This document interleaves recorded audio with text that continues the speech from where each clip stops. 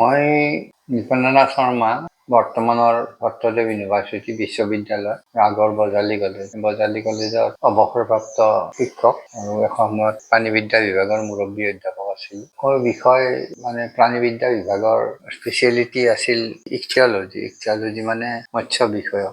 মই অসমৰ বিভিন্ন ঠাইৰ পৰা বিভিন্ন সময়ত ছাত্ৰ ছাত্ৰীবিলাকক লগত লৈ হওক আৰু অৱসৰৰ পিছতো নিজে হওক বা প্ৰাক্তন ছাত্ৰ ছাত্ৰীবিলাকৰ জৰিয়তে হওক বিভিন্ন সময়ত বিভিন্ন মাছ সংগ্ৰহ কৰি, অকল মাছেই নহয় অন্যান্য প্ৰাণীও এনেকে সংগ্ৰহ কৰি বজালী কলেজত প্ৰাণী বিজ্ঞানৰ যিটো মিউজিয়াম, সেই মিউজিয়ামটো প্ৰতিষ্ঠা কৰিছিলোঁ। আৰু বিভিন্ন স্থানৰ পৰা সময়ৰ লগে লগে অৱসৰৰ পিছতো মই কিছু মাছ আৰু কালেকশ্যন কৰিছিলোঁ। সেই সময়ত যিখিনি মাছ সংগ্ৰহ কৰিছিলোঁ, সেই সংগ্ৰহিত মাছবোৰৰ নমুনা হিচাপে প্ৰাণী বিজ্ঞান বিভাগৰ মিউজিয়ামত থৈ আহিছোঁ। তাতে এতিয়া ছাত্ৰ ছাত্ৰীসকলে অধ্যয়ন তাতে তেওঁলোকে অধ্যয়ন কৰি আছে। অৱসৰৰ পিছত সময়খিনিত মই নিজাববীয়াকৈ নিজে আৰু কিছু মাছ সংগ্ৰহ কৰিলোঁ আৰু এই সংগ্ৰহিত মাছবোৰ সংৰক্ষণৰ কাৰণে নিজৰ ঘৰতেই এটা ভৱিষ্যতে ছাত্ৰ ছাত্ৰীবিলাকৰ কিবা এটা উপকাৰত আহিব বুলি আৰু নিজৰো অৱসৰী জীৱনটোত এটা সময়টো কটাবৰ কাৰণে,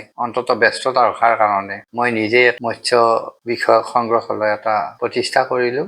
মই 4 বছৰত সোমাইছোঁ। এতিয়ালৈকে মাছৰ মোৰ মিউজিয়ামটো চাবলৈ বিভিন্ন স্থানৰ পৰা স্কুল কলেজৰ ল'ৰা ছোৱালীবিলাক আহি থাকে আৰু তেওঁলোক আহি থকা কাৰণে মাজে সময়ে মোৰো এটা সময় তেওঁলোকৰ লগত অতিবাহিত কৰি মই বৰ আনন্দ পাওঁ, সুখ পাওঁ।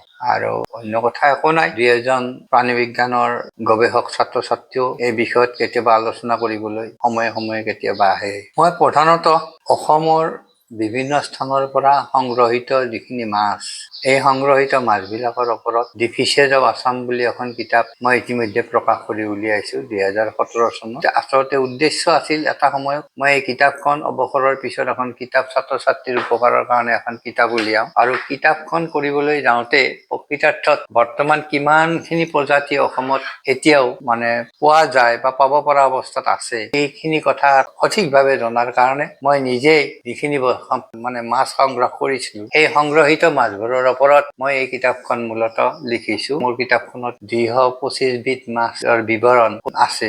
এইখিনি মূলত অসমৰ ভৌগোলিক পৰিসীমাৰ ভিতৰত পোৱা মাছ। দ্বিতীয় কথা হ'ল, এইখিনিৰ ওপৰত ভিত্তি কৰাৰ কাৰণে ময়ো এটা সময়বোৰ খুব ভালদৰে অতিবাহিত কৰিব পাৰিছোঁ আৰু মোৰ নিজেও এটা তৃপ্তি অনুভৱ কৰিছোঁ। কথা হ'ল এতিয়া এই মাছখিনি হ'ল মই বহু বছৰৰ পৰা অলপকৈ সংগ্ৰহ কৰি আনি পিছত এই মাছখিনিৰ ওপৰত ভিত্তি কৰি কিতাপখন লিখিলোঁ আৰু তাৰ প্ৰামাণিকভাৱে মাছৰ নমুনাবোৰ সংগ্ৰহ কৰি এই মিউজিয়ামটোত ৰাখিছোঁ। ইয়াৰ লগতে অকল সংগ্ৰহিত মাছবোৰৰ বাহিৰেও মই আমাৰ পিতৃপুৰুষৰ পৰা আৰম্ভ কৰি মোৰ জীৱনত আৰু অন্যান্য পৰিয়ালৰ লোকসকলৰ ভিতৰত কিছুমান পুৰণা কিতাপ পত্ৰ বা অন্যান্য কিছুমান ব্যৱহাৰ্য বস্তু, সেইবিলাকো মই অলপমান সংৰক্ষণ কৰি ৰাখিবলৈ প্ৰয়াস কৰিছোঁ। তাতে কিছু কিতাপো আছে। মোৰ পিতৃদেৱ খগেন্দ্ৰনাথ শাস্ত্ৰী প্ৰয়াত, তেওঁ অসমৰ এজন বিখ্যাত সংস্কৃত শিক্ষক আছিল। কেইবাখনো কিতাপ ৰচনাও কৰিছিল। তেওঁৰ কিতাপবোৰ লগতে তেওঁৰ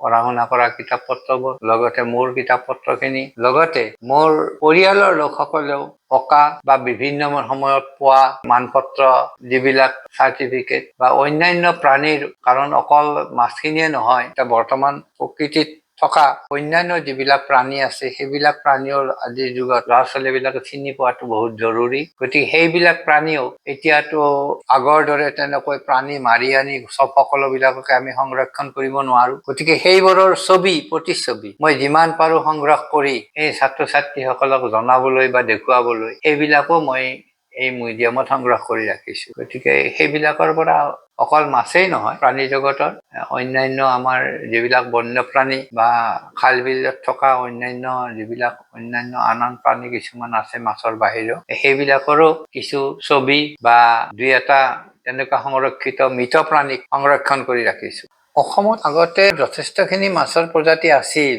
কিন্তু সেই প্ৰজাতিবিলাকৰ বহুবিলাক প্ৰজাতি এতিয়া ক'ৰবাত একেবাৰে হয়তো বিলুপ্ত হৈ যোৱা নাই, যদিও তুলনামূলকভাৱে দুষ্প্ৰাপ্য হৈ পৰিছে। কথা হ'ল এই থলুৱা মাছৰ যিবিলাক প্ৰজাতি, খাল বিল পথাৰ নদ নদী নৈ নিজৰা এইবিলাকত বিভিন্ন প্ৰাকৃতিক পৰিৱেশত এই মাছবিলাক এটা সময়ত আছিল। কিন্তু পৰিৱৰ্তিত অৱস্থাত যেনে ধৰক পথাৰবিলাকত আগতে হাল বাইছিল, হালেৰে খেতি কৰিছিল, আজিকালি ট্ৰেক্টৰ চলাই, ট্ৰেক্টৰ চলোৱাৰ ফলত মানে সেই পথাৰত থকা সৰু সৰু মাছবিলাকো ট্ৰেক্টৰত হাল বাওঁতে মৰি যায়, নাথাকে। পানীৰ মেচিন বিলাক ওলাইছে, পানী সিঁচি একেবাৰে ডিৱাটাৰিং কৰি দিয়ে। ডাঙৰ ডাঙৰ জলাশয় বিলাকো আজিকালি সিঁচি পেলাই মাছৰ ষ্টকবোৰ নাইকিয়া হৈ গৈছে। ফলত যিবিলাক পুৰঠ মাছ, সেই পুৰঠ মাছবিলাক নাইকিয়া হৈ যায়। কৰাৰ ফলত এই মাছৰ কণী পৰা সংখ্যা বা ঠাইবিলাক এনেকুৱা হেৰি হৈ গৈছে। গতিকে প্ৰাকৃতিক জলাশয় বিলাকো কমি আহিছে। মাটি পুতি ঘৰ বন্ধা কিবা কৰা এইবিলাক কৰাৰ ফলতো বহুত ঠাইত জলাশয় কমি আহিছে। গতিকে এইবিলাক বহুত কাৰণতে আচলতে কমি আহিছে। এইটো কমি অহাৰ ফলত অকল আমি মানুহেই যে ইয়াৰ পৰা আমাৰ মানুহৰ জীৱনতো যে এটা প্ৰভাৱ পৰিছে এনেকুৱা অকল নহয়। অন্যান্য যিবিলাক প্ৰাণী আছে, আমি জানো যে বিভিন্ন জীৱবিলাকৰ মাজত পাৰস্পৰিক এটা সম্পৰ্ক বজাই ৰাখি চলে। তেওঁলোকৰ মাজত এটা ফুড চেইন আছে। গতিকে এই ফুড চেইনটো নাইকিয়া হৈ যায়। সময়ত মাছৰ অভাৱে মাছ খোৱা প্ৰাণীবিলাককো সেনেকৈ জীয়াই থকাত অসুবিধা কৰে। এইবিলাকৰ কাৰণে এটা সুদূৰ প্ৰসাৰী পৰিকল্পনা লাগিব, চৰকাৰৰ হাততো লাগিব।